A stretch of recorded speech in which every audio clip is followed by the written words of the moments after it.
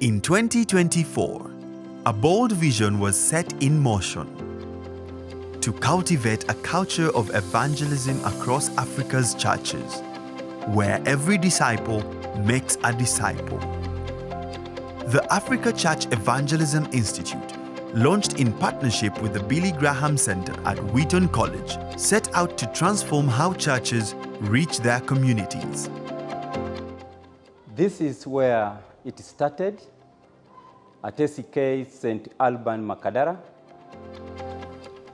When I joined this church as the priest in charge, it had less than 100 congregations. I tried to do a lot of mission work, crusades. African Church Evangelism Institute program is a game changer to church in Africa and to us, church leaders. And because we have been a church that lives on programs when it comes to evangelism.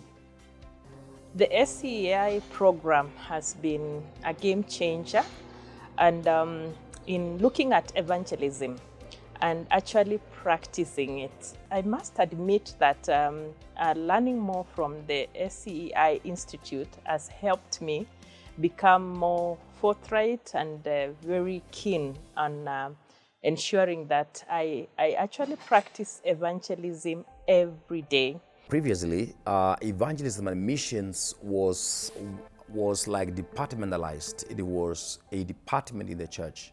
We knew there's a department whose responsibility is to organize, coordinate, and do evangelism. And as duty calls, whenever they call us on board, we would support them to do it. The heartbeat of ACEI is simple yet profound: to equip pastors and church leaders with practical tools for relational evangelism. I was so fiery when it comes to evangelism. Though it was programmed, but I was fiery. The fire was there. And then the titles came. The pastor, the reverend, the bishop now. And with these titles, you are unapproachable. You become unapproachable. But now here comes ACEI, revitalizes me, reawakens me, that with intentionality of lifestyle. Because that title is not written here, Bishop. You are not, when you are in public transport, the title is not written there. When you are buying something in the shop, the title is not written there. And so I was awakened that, title aside, you can reach to anyone. Through the Bless Your Francis model, believers are mobilized to reach their friends, relatives, acquaintances, neighbors, colleagues, enemies, and strangers, not just occasionally, but as a lifestyle. Well, at work, I have targets, I set targets, and I say it to myself, well, in God's work, I should also be able to specifically set achievable targets and become accountable. And I trusted the Lord that this year, at least I'll share the gospel with 52 people. That is one person per week, every week. And I thought it was achievable because, you know, if you're intentional about it, it's going to happen. And it was very interesting just looking at the performance by the 7th month of the year.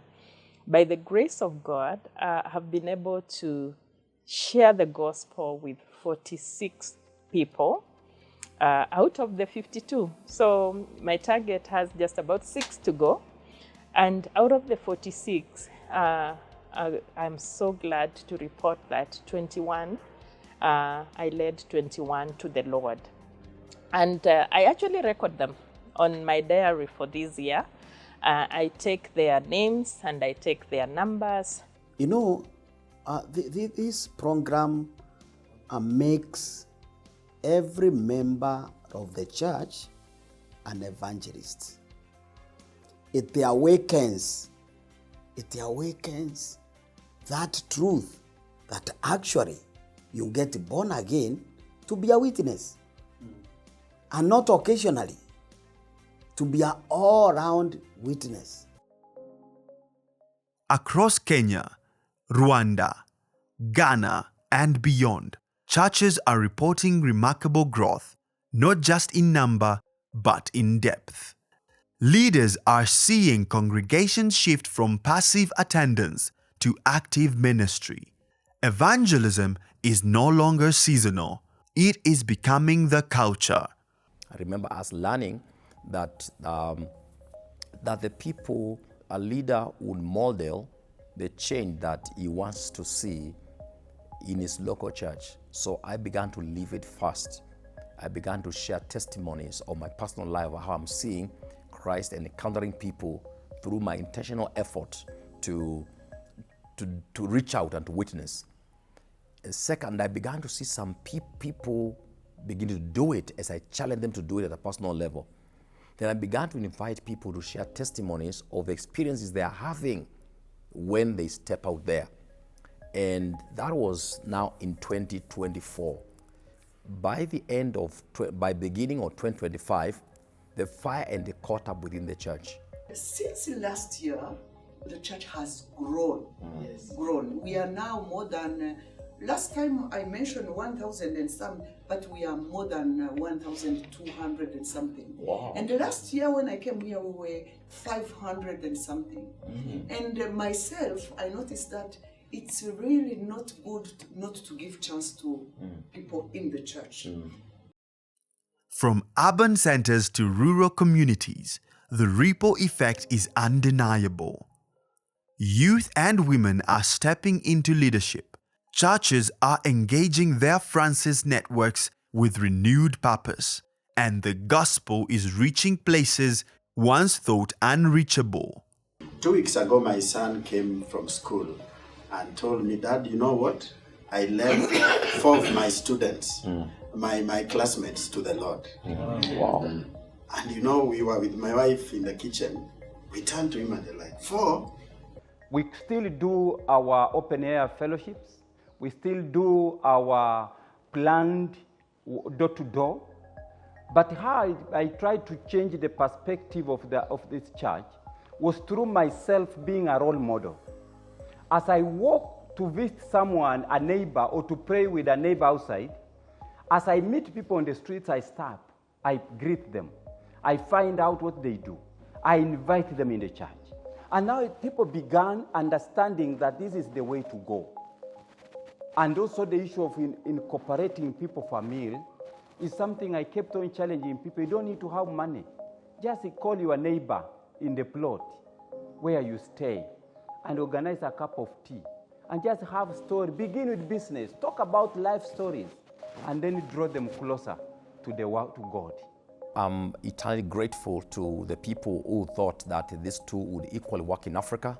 There's someone who had the burden to reach out to us in Africa and extend this hand of empowerment towards us, and to the people who just selected the first call to come on board, people who sacrifice their finances, because I also know to develop this tool to push this agenda forward to reach us as pastors and many others takes a bit of resources, and I must really thank those who gave and donated to have this. I still remember personally encountering Pastor Jenkins, who came and preached in our church and shared how God has used this tool to bring such a reawakening of evangelism in their church. And I must, on behalf of the rest of the cohort, first cohort in Africa, say a big thank you. And we trust the Lord that God, with this partnership, we will be able to reach out to more people. 1 year later, the Africa Church Evangelism Institute is more than a program. It is a movement of churches reclaiming their evangelistic mandate, a movement of believers living out the gospel in everyday relationships, and a movement that is just getting started. Because when every disciple makes a disciple, the church becomes unstoppable.